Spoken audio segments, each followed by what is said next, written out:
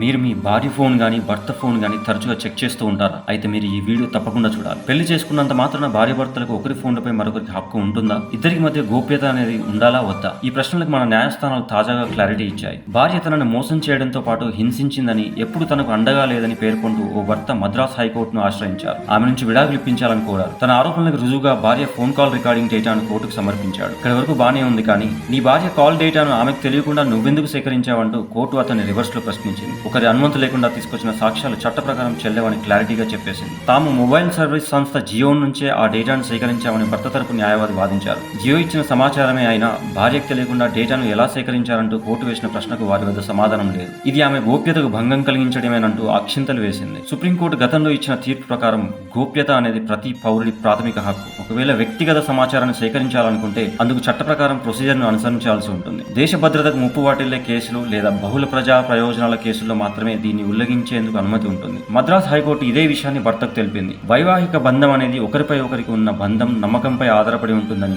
అనుమతి లేకుండా నిఘా పెట్టడం అనేది ఆ నమ్మకానికి తూట్లు పొడవడమేనని తేల్చి చెప్పింది. భార్యాభర్తలైనా సరే ఒకరి గోప్యతను మరొకరు ఉల్లంఘించడం తప్పేనని కోర్టు స్పష్టం చేసింది. వివాహేతర సంబంధాలను చట్టపరంగా కూడా ప్రూవ్ చేయొచ్చని, రహస్యంగా నిఘా పెట్టడం అంటే బంధాన్ని తక్కువ చేసినట్లేనని అంది. ఉల్లంఘనతో చట్ట వ్యతిరేకంగా తీసుకొచ్చిన సాక్ష్యాన్ని తీసుకోవడం కుదరదని తేల్చి చెప్పింది. భార్యాభర్తలైనా సరే ఒకరి గోప్యతను మరొకరు గౌరవించాల్సిందేనని కోర్టు ఫైనల్ గా చెప్పిన మాట.